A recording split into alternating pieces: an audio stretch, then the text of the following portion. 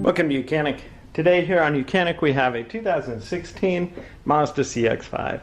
On this Mazda CX-5 we're going to go over how you would be able to replace your rear window wiper. So this wiper blade, see, we want to replace it, but we can only go that far when we need to, and we need to be able to spin this basically 90 degrees to get it off. So to replace it, we have this little cover here, and to not break it, what you need to do is you just need to take your fingers right down here in the middle of that bracket, and you can be able to pull it apart, and then this will be able to be removed completely, and then that way you can bring this whole arm up to that 90 degree, right?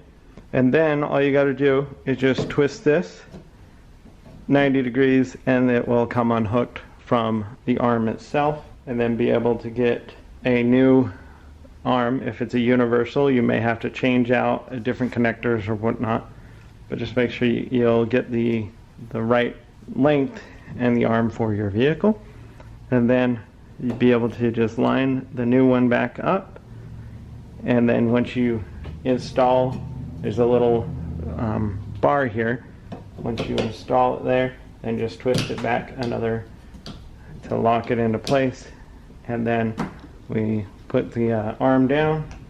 Then we want to put this cover back on just by snapping that back into place, and that is how you would replace your rear wiper on your 2016 CX-5 Mazda.